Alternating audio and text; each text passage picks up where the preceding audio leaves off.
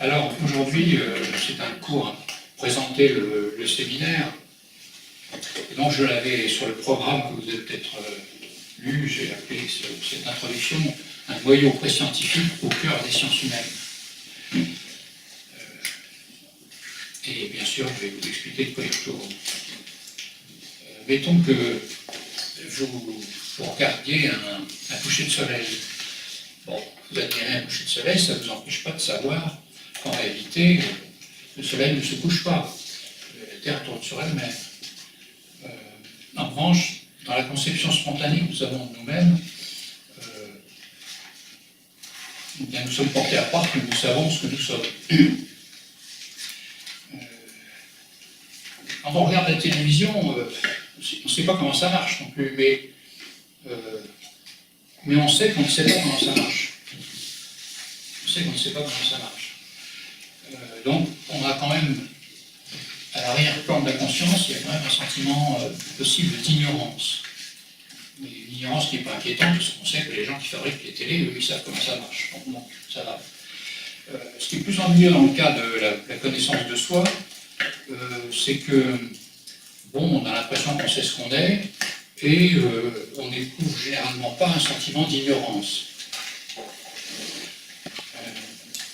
Alors, quand j'écrivais le livre que j'ai publié au début de l'année, L'homme, une espèce déboussolé,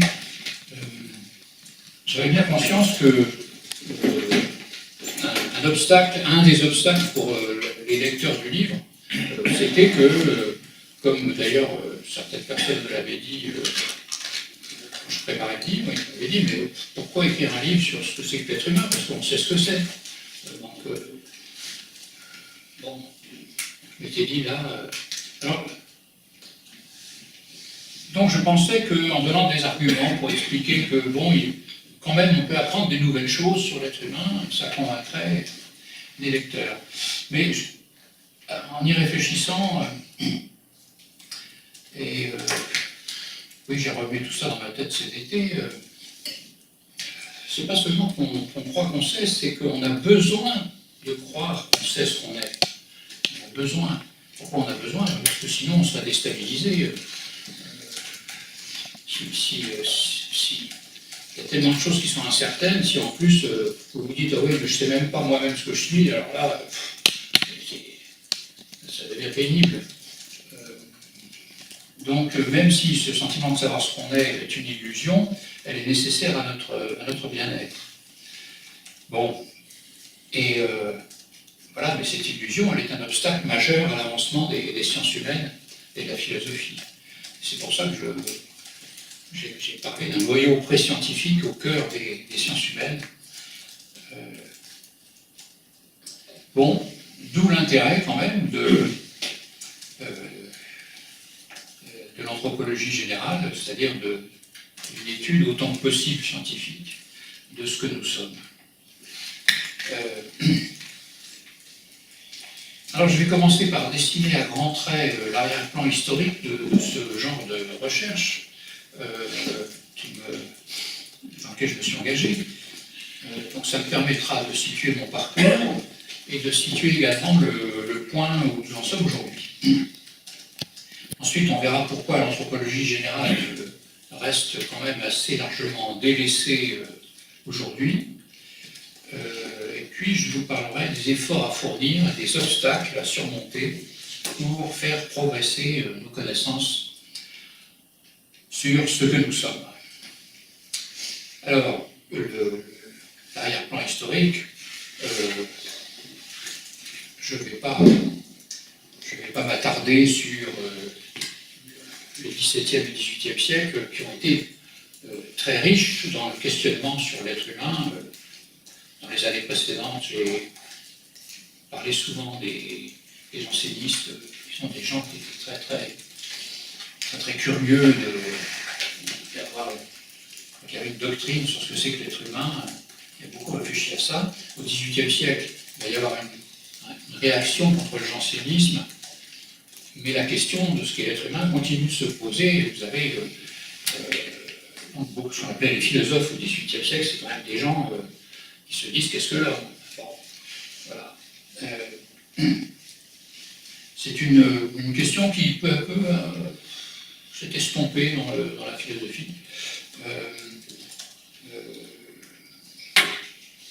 Au XIXe siècle, bon, disons que les grands points de repère du point de vue d'une anthropologie, là c'est quand même Marx avec une anthropologie matérialiste. Il continue l'anthropologie matérialiste qui était amorcée au siècle des Lumières. Bien sûr, lui-même, dans sa thèse, avait donné une espèce d'histoire du matérialisme. Et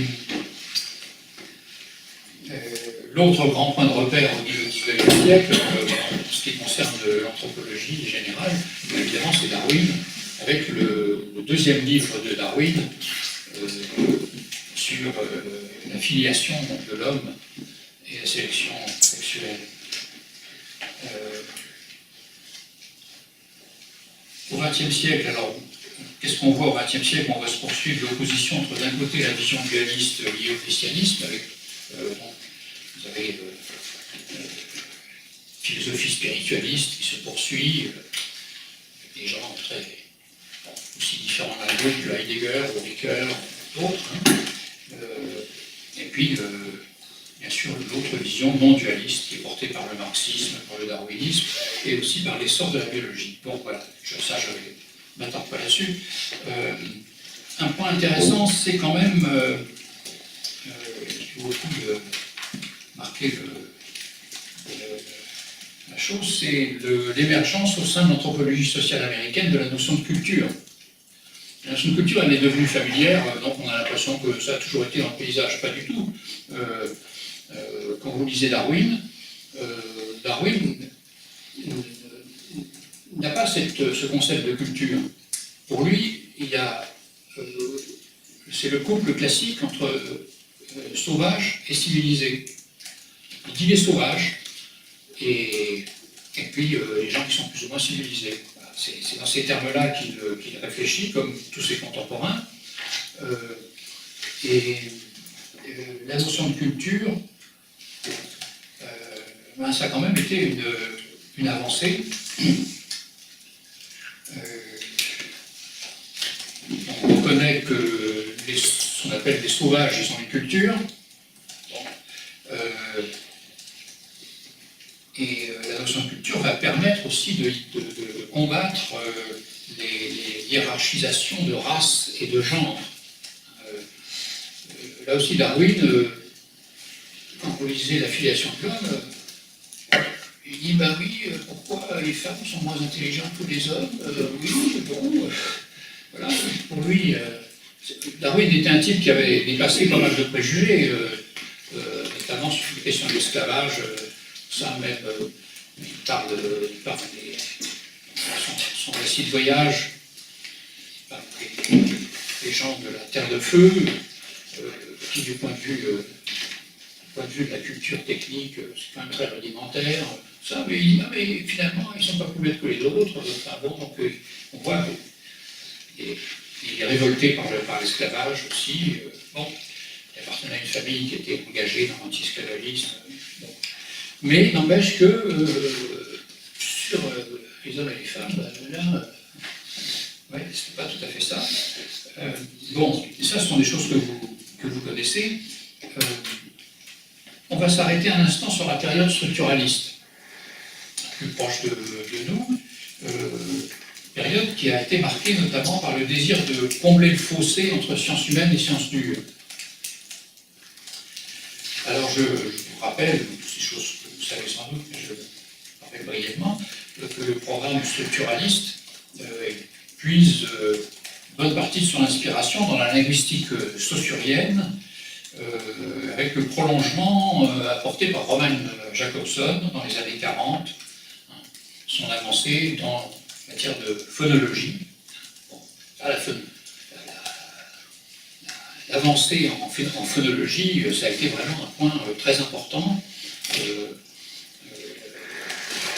Comprendre que les sons d'une langue se justifient uniquement par le fait de former des oppositions distinctives.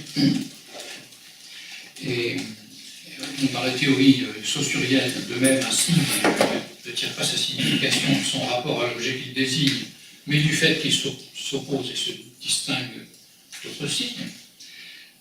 Et donc, une langue, on définit une langue comme un système de différence.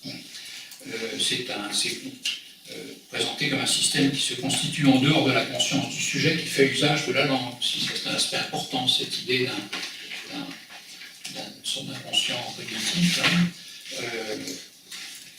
Et donc l'idée, c'était que les sciences humaines allaient devenir plus rigoureuses et véritablement scientifiques à condition d'étudier leurs objets comme des systèmes formels, à l'exemple de la phonologie. Voilà par exemple ce que nous raconte Lévi-Strauss dans les entretiens avec Georges Charbonnier en 1900. Ils ont eu lieu en 1959, ces entretiens. Ils ont été publiés quelque temps après. Si nous voulons comprendre ce que c'est que l'art, la religion, le droit, peut-être même la cuisine ou les règles de politesse, il faut les concevoir comme des codes formés par l'articulation de signes sur le modèle de la communication linguistique. Bon, moi j'étais étudiant à l'époque où ce propos était très diffusé et où, dans le fond, on l'acceptait comme parole d'évangile. Bon, aujourd'hui, on pourrait plus dire ça.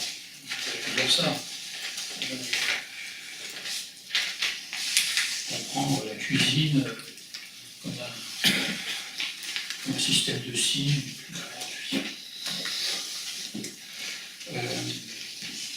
Alors il y a eu cette... donc vous savez, le structuralisme, chez Lévi-Strauss d'une manière obsessionnelle, dans ces 4 volumes des mythologiques, il y a ce moulinage formel des mythes. Quand on lit de près, moi quand j'étais étudiant, je me suis fait un devoir de lire de près. Comment t'as compris? Alors le 4e volume, là, c'est en diagonale. Mais les 3 premiers, j'ai lu de près parce que je voulais voir comment... Et je me souviens en avoir discuté avec Marcel Detienne, qui lui aussi, bien sûr, les avait lus, et il disait, oui, quand on regarde de près, il y a des moments où il a des entourloupes. Il faut que le système formel retombe sur ses pieds, mais c'est au prix de quelques tours de passe-passe. Bon. Aussi, à l'époque, on parlait pas mal du carré sémiotique de Grémas. C'est le genre de truc, c'est les étoiles filantes dans l'histoire des sciences, parce que quelques années après, tout le monde avait oublié, ça n'a jamais donné grand-chose. Du côté de... Comme Lacan s'inspirait de la linguistique saussurienne, alors le terme de signifiant est devenu un des mots de passe massifs dans la tribu lacanienne. Fallait toujours... quand on parle entre lacaniens, il faut que le mot signifiant revienne assez souvent dans le discours, c'est partie des mots de passe. Une autre citation de Lévi-Strauss que j'ai sortie là pour les circonstances, date de 1956. Les sciences sociales, dit-il, se sont d'abord isolées pour s'approfondir, mais à une certaine profondeur, elles réussissent à se rejoindre. Ainsi se vérifie peu à peu sur un terrain objectif la vieille hypothèse philosophique de l'unité de l'esprit humain, ou plus exactement de l'existence universelle d'une nature humaine. Sous quelque angle qu'on l'aborde, individuel ou collectif, dans ses manifestations en apparence les moins contrôlées ou saisies au travers des institutions traditionnelles, on constate que l'esprit humain obéit toujours et partout aux mêmes lois. Voilà, fière déclaration. Alors vous voyez comment on peut avoir l'impression qu'il s'agit d'une anthropologie générale, que c'est ça que Lévi-Strauss a en vue, puisqu'il, à un moment donné, il évoque l'idée d'une nature humaine universelle. Mais en fait, la façon dont il l'aperçoit, c'est... il rétrécit son champ à l'esprit humain. Et c'est quoi l'esprit humain? C'est en fond un ensemble de fonctions cognitives. C'est ce qu'on dirait aujourd'hui, un ensemble de fonctions cognitives. Donc vous voyez l'interrogation de Lévi-Strauss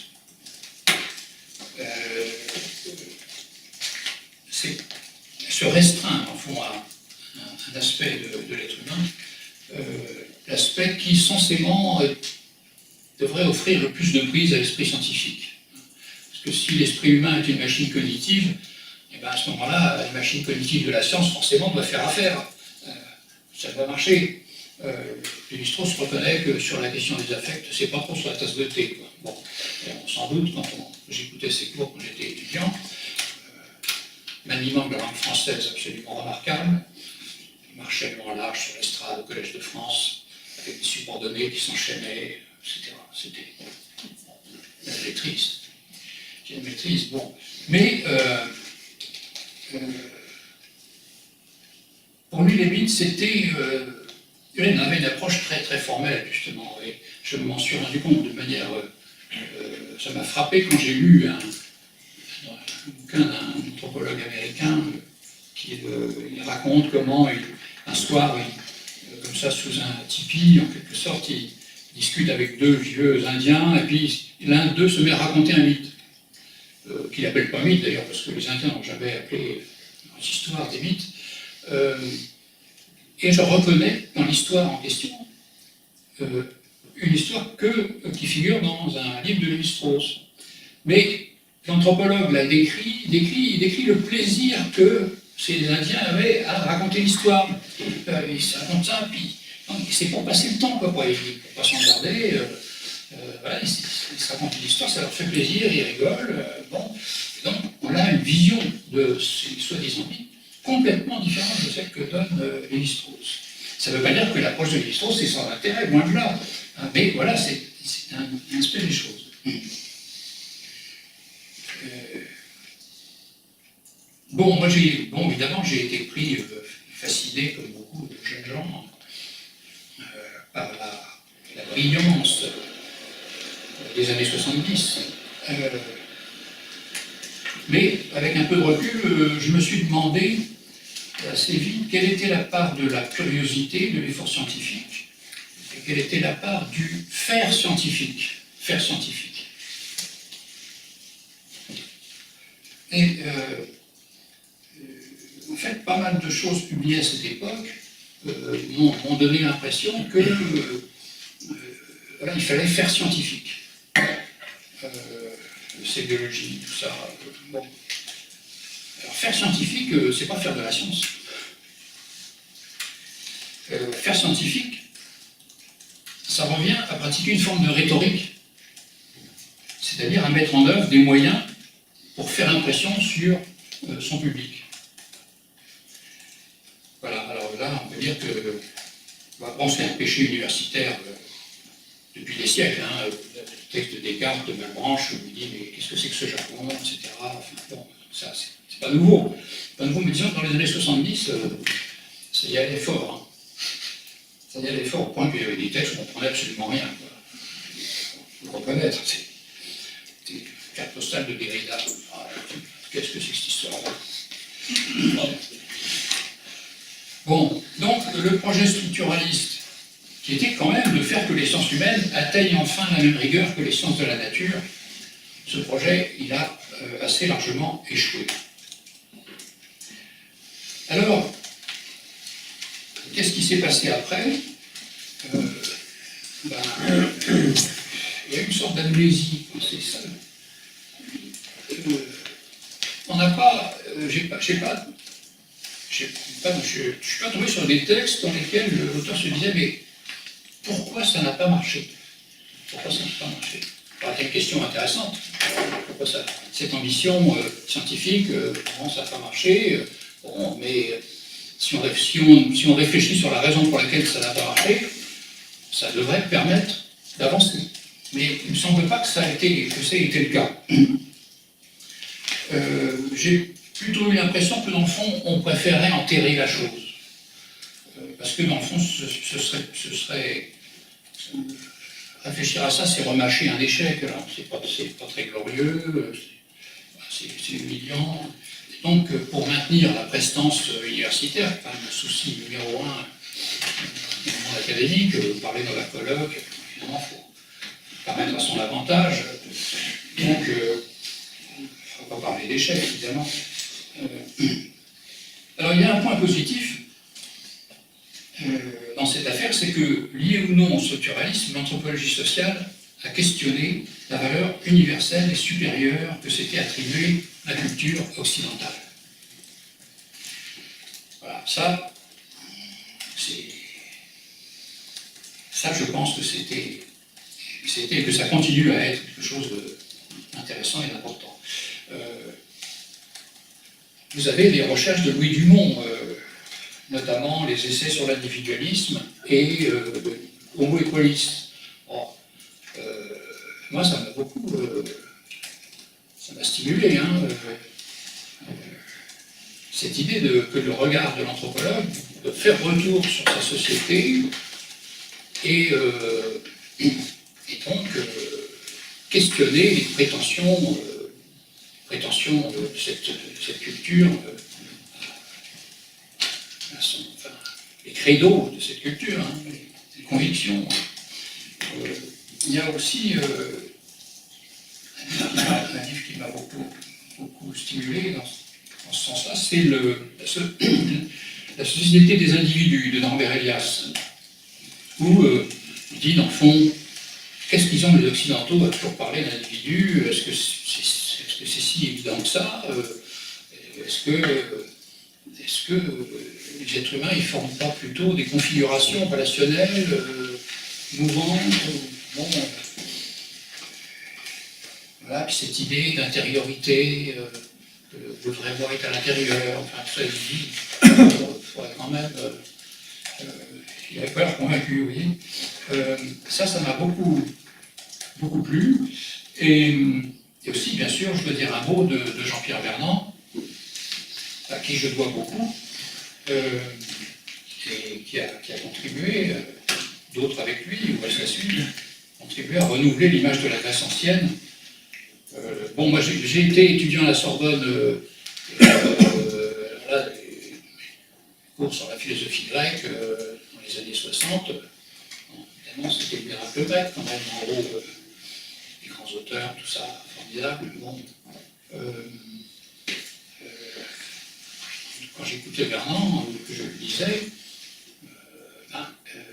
c'était une approche de la Grèce comme un anthropologue approche une société qu'il étudie. Donc,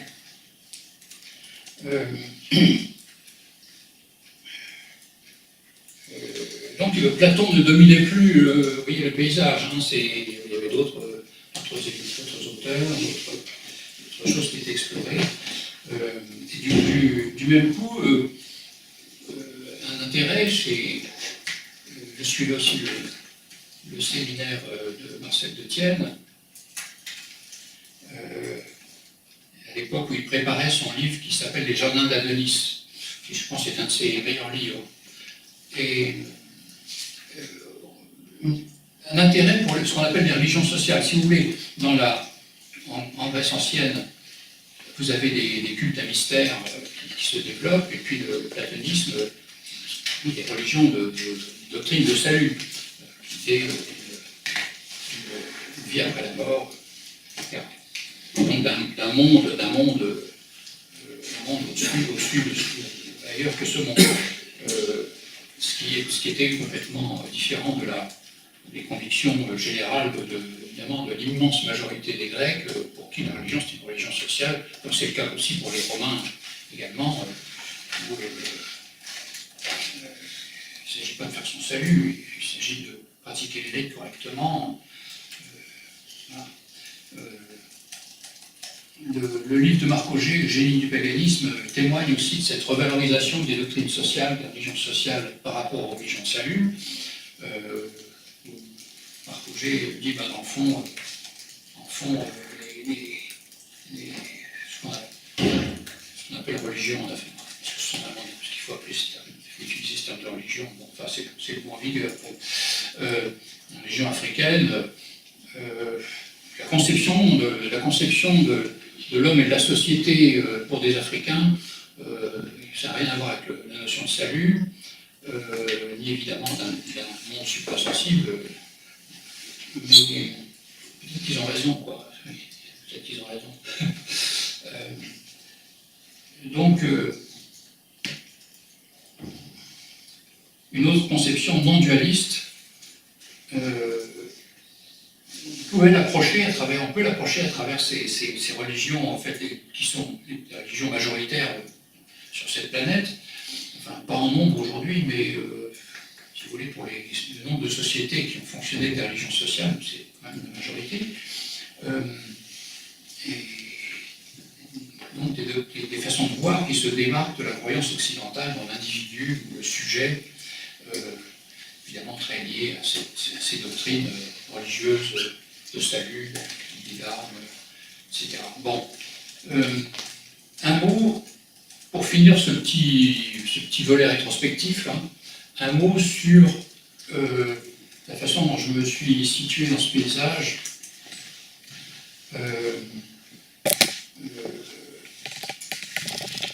J'ai été très passionné, moi, d'abord par l'entreprise de Lévi-Strauss.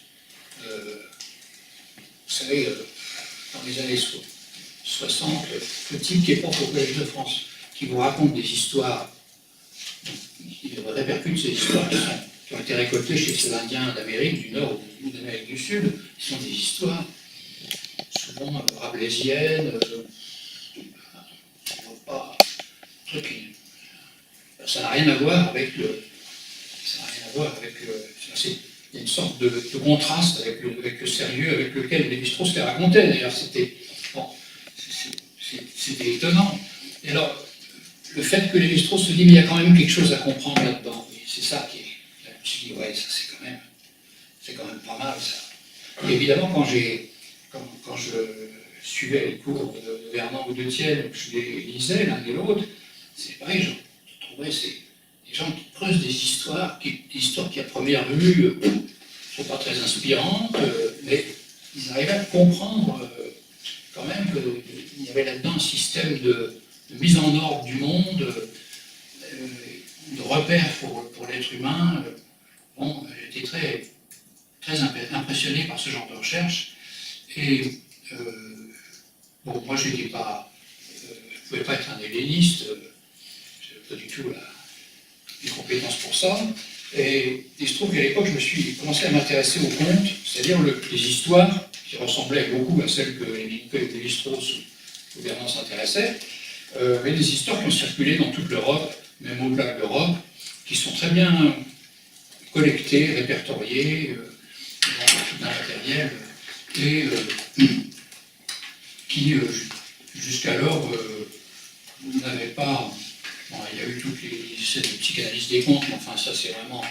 Ça ne vaut pas grand-chose, parce que, tout simplement, on n'apprend rien, quoi. C'est-à-dire que, quand vous lisez un livre de psychanalyse des contes, eh ben, vous voyez la confirmation des concepts psychanalytiques dans les contes. Les contes sont chargés d'apporter la confirmation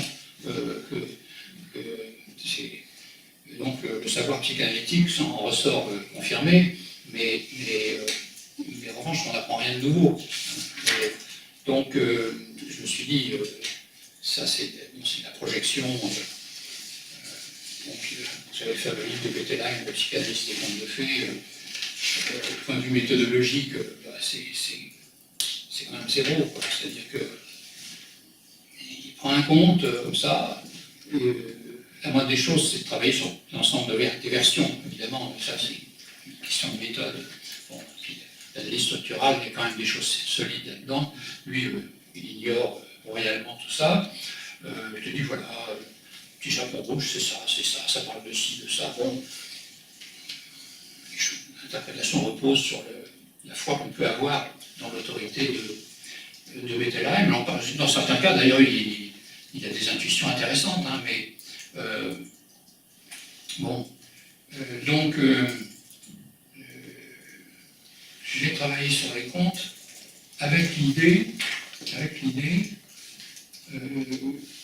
que ça pourrait m'apporter des éléments de réflexion sur l'être humain que ma formation philosophique ne m'avait pas apporté. Ça, c'est quand même important parce que la formation philosophique, la philosophie occidentale, elle s'est formée dans le sillage des doctrines du salut, c'est-à-dire que Platon, c'est quand même le grand patron, et la culture occidentale complètement imprégnée par le christianisme. Alors bien sûr, il y a des gens qui s'en sont démarqués, Spinoza étant l'un des plus grands auteurs, mais Jung aussi, enfin, il y a des gens qui se sont démarqués, mais enfin la dominante est quand même dualiste. Et des auteurs comme Descartes ou Kant ou Hegel, bon, bah, ils sont en plein dualisme. Et donc, en fréquentant les contes, peu à peu, beaucoup de difficultés d'ailleurs, il y a vraiment ramé. Petit à petit, j'ai commencé à comprendre des choses. C'est à la fois une vision de l'être humain très différente de celle que la philosophie m'avait donnée, et en même temps, qui se révélait très proche de la vie quotidienne. Comme si la banalité devenait à nouveau intéressante. Et là, cette impression que j'avais rejoignait ce que des africanistes pouvaient me dire eux-mêmes sur leur travail. Bon, donc voilà, j'arrête là mes considérations sur l'aspect historique des choses. Bon, je pense que les recherches en anthropologie générale, elles sont cruciales aujourd'hui.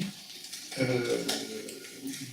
y a cette déchristianisation progressive de l'Europe qui induit une certaine désorientation. Il y a le fait que les partis politiques partant que nous, les partis politiques sont des machines,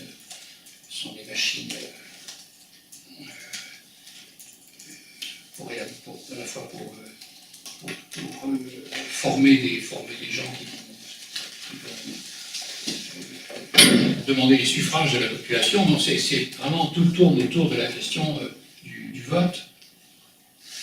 Et donc l'idée qu'un parti politique est une doctrine et aussi ce qu'on avait vu avec le Parti communiste, c'est-à-dire une véritable pastorale, c'est-à-dire l'idée qu'il faut s'occuper des gens.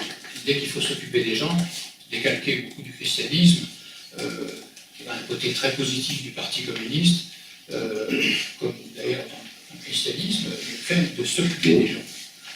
Les partis politiques, ils n'en ont rien à foutre des gens, ils n'ont pas s'occuper, donc les gens, du coup, ils s'organisent eux-mêmes. Il y a l'histoire des gilets jaunes, bon, ça n'a rien à voir avec les partis politiques ni avec les syndicats, c'est les réseaux sociaux qui ont été la matrice du truc.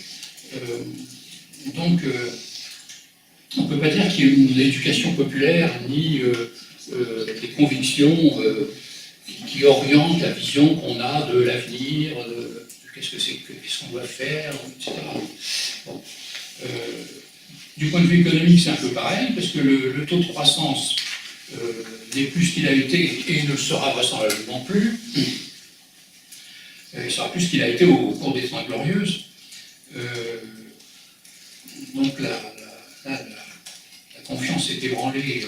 Elle est ébranlée aussi parce que l'économie n'est plus synonyme de progrès social. À partir du moment où vous avez des biens d'équipement, vous avez un frigo, vous avez une machine à laver, etc. Bon, donc le capitalisme, il faut qu'il fournisse de nouveaux produits, mais le progrès social là-dedans n'est plus très évident. Puis au-delà d'un certain niveau de revenus, aussi, les gens ne sont pas plus heureux, évidemment. Donc un certain nombre de gens quand même se rendent compte que le domaine de l'économie marchande ne constitue qu'une part de ce qui nous fait vivre. Oui, alors que dans le fond, ce qui est encore, dans le fond, ce qui est l'idée régnante, c'est que si l'économie va plus bas, et que l'économie serait la base de la société. C'est un postulat qui est commun au marxisme et au néolibéralisme. L'économie est la base de la société. Pourquoi ? Parce que les individus, la question de qu'est-ce qui fait que les gens existent en tant que personnes, c'est supposé être quelque chose qui se fait naturellement. Donc on n'a pas à s'en occuper. Donc on s'occupe uniquement des biens marchands, voilà, ça suffit.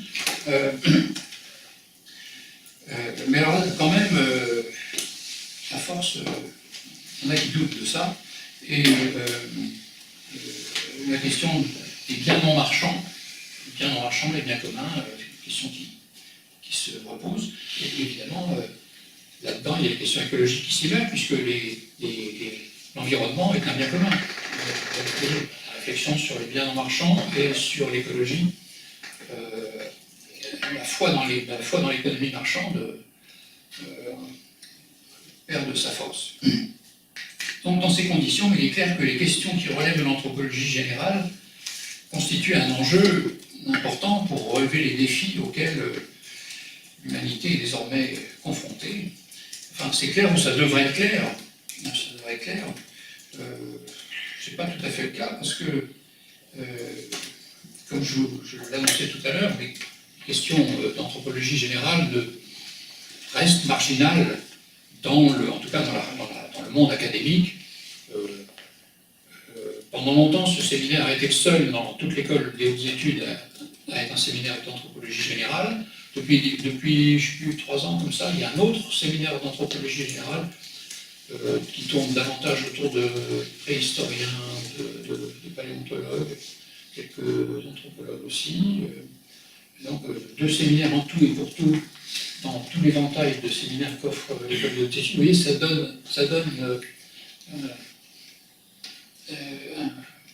permet de mesurer le fait que l'anthropologie générale n'est pas en fait une discipline ou un thème de recherche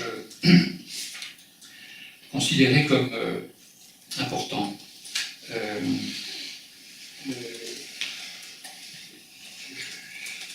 Il y a une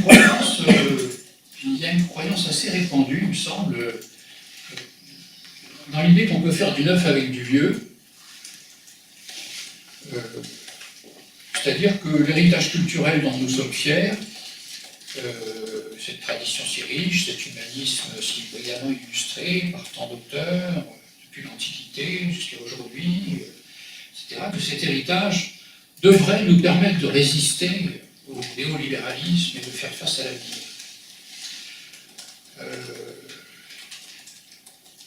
Bon, moi je pense que la capacité de faire du neuf avec du vieux, elle a ses limites. Elle a ses limites précisément parce que on ne sait pas forcément tout ce qui serait profitable de savoir sur ce qu'est l'être humain. Il n'y a aucune raison que l'être humain nous soit formidablement transparent, alors que les autres réalités qui nous entourent sont quand même passablement opaques. Alors, je sais préciser, sans peut-être trois raisons pour lesquelles l'anthropologie générale n'occupe pas une place plus importante. La première, c'est que, comme je vous l'ai dit tout à l'heure, nous avons besoin de croire que nous savons ce que nous sommes, que si on ne le croyait pas, on se sentirait déstabilisé, exposé à l'angoisse. On perdrait un sentiment de maîtrise qui est quand même nécessaire pour faire bonne figure aux yeux des autres. La deuxième raison, c'est que les esprits éclairés eux-mêmes, ils ont tendance, comme je viens de le rappeler, à penser que voilà, ils sont suffisamment pourvus. Dans l'évocation des Lumières, qui est récurrente, souvent on fait comme si les Lumières avaient tout trouvé. Mais le mot d'ordre des Lumières, d'après en tout cas ce que dit Kant, c'est ose penser, autere sapere, ose penser. Bon, c'est un encouragement à chercher quand même. C'est pas un encouragement 2 siècles après à se dire oh ben les Lumières ont tout trouvé, donc voilà, on peut se reposer sur nos lauriers. La troisième raison, c'est que elle est liée au fonctionnement de l'université. Il y a une logique, tout le monde le sait, il y a une logique de spécialisation dans l'université, parce que tout simplement, vous êtes étudiant, bon, vous faites votre maîtrise, et puis après vous continuez, le master, la thèse. Il faut trouver un champ à labourer qui n'a pas été déjà élaboré dans tous les sens. Hein. Bon, donc, vous êtes forcément amené à chercher un truc assez pointu. Et puis le patron de thèse, lui, il est assez content qu'il y ait quelqu'un qui travaille sur un truc précis, parce que ça lui donne des munitions. Bon, en fait, tout le monde y trouve son compte. Et donc, par ailleurs, on va vous prêcher dans le discours, ah oui, interdisciplinaire, pluridisciplinaire, formidable, très bien, tout ça. Bon, enfin, ça, c'est le discours. Mais l'intérêt de carrière, l'intérêt pratique, c'est de se spécialiser quand on est jeune. Puis une fois quand on a franchi tous les degrés, c'est-à-dire vous avez fait votre maîtrise, master et la thèse également dans un truc très spécialisé, ça y est, vous êtes formaté. Et en général, après, vous continuez. Quoi. Bon, il faut que l'investissement rende. Donc, vous avez investi des années d'études. Bon, voilà. Et donc la machine, elle fonctionne comme ça dans une logique de spécialisation. L'articulation des différentes recherches, personne n'est véritablement chargé de la faire. À part Cyrulnik, dont on parlait tout à l'heure, qui lui se prévaut une très large maîtrise de toutes sortes de disciplines. Bon.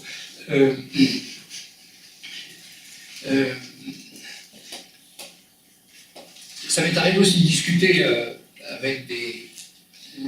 avec un collègue de sciences humaines. Je lui dis oui, mais alors la question, qu'est-ce que l'être humain, tout ça, parce qu'on s'en occupe pas tellement. Elle me disait, bon, bah oui, mais ça c'est philosophique, c'est très général, donc c'est philosophique. Et puis si je discute avec un philosophe, je lui dis oui, mais alors, question, qu'est-ce que l'homme, qu'est-ce que t'en penses? Ah ouais, mais ça c'est les sciences humaines. Donc chacun se renvoie la balle, bon, et du coup rien ne se fait. Alors, bien sûr, dans la vie courante, au hasard des conversations, les gens quand même continuent de s'interroger sur la nature humaine. Bon, mais ben voilà, ça offre une occasion de s'exprimer, de soutenir des convictions, des opinions, ça nourrit la discussion. Et il est rare que les protagonistes en retirent de nouvelles connaissances. Souvent, ils se sentent plutôt confirmés dans leurs convictions de départ. Bon, mais au fond, faire valoir son point de vue, ça apporte une satisfaction et qui peut compenser le fait que, dans une certaine mesure, on a été frustré parce que les autres ne se rallient pas à la position qu'on a défendue, mais bon, on a quand même présenté la nôtre. Alors, voilà. Ce miroir que tu montres est terrible. Ben, il est terrible. Non, mais il y a de l'espoir, hein, ne vous en faites pas. Ne vous en faites pas, mais il faut quand même essayer de voir dans quel monde on vit. Quoi. On peut parvenir à des conclusions plus convaincantes, évidemment. Ne croyez pas que moi-même je jette l'éponge, que je dise bon, ben tant pis, je ne fais rien. Non, non. On peut parvenir à des conclusions plus sérieuses. Le problème, c'est que ça demande un investissement beaucoup plus coûteux et un investissement très long et une ténacité, une visée à long terme. Avoir une visée à très long terme, c'est difficilement compatible avec une carrière académique. Parce que si vous avez une visée de recherche qui englobe votre vie entière, au moment où vous arrivez à quelque chose qui tient debout, de toute façon, les choses sont réglées, vous n'avez plus qu'à prendre votre retraite. Donc, la carrière est loupée, forcément. Alors, bon, en ce qui me concerne, j'ai eu la chance quand même, je remercie le CNRS d'accepter cette merveilleuse institution. Donc, j'ai eu ce soutien et cette liberté de pouvoir travailler comme je voulais. Et donc, je me suis dit, puisque tu as la chance d'être payé tous les mois pour faire ce que tu veux, profites-en et continue jusqu'à ce que le bourse s'en suive. Voilà. Alors, je détaille là pour vous l'investissement que ça requiert. D'abord, se plier aux exigences de l'intelligence collective. Ce qui veut dire mettre au second plan son précieux moi. Ben oui, parce que le travail scientifique, comme chacun sait, c'est un travail qui repose sur l'intelligence collective. Le type qui dit moi j'ai tout compris, en général, c'est pas ça qui fait avancer les sciences. Dans les sciences de la nature, il suffit de regarder les articles publiés en biologie, puisque en biologie, j'ai été amené pas mal à fréquenter ce genre de littérature. Les articles sont signés par plusieurs noms, parce que les gens travaillent dans des labos, donc ils sont nombreux, et les labos eux-mêmes sont des réseaux, c'est-à-dire que les labos sont en réseau. Donc on sait qu'en Californie, il y a un gars qui travaille sur des trucs, un labo qui travaille sur des trucs, donc vous avez un labo qui sera quoi, peut-être à Toulouse ou ailleurs, ah oui, ils font ça, etc. Donc bon, vous avez une coordination de la recherche scientifique qui fait qu'elle repose sur un très grand nombre de personnes et que donc l'idée du mec génial qui a tout trouvé, ben là c'est terminé les gars, c'est possible. Bon.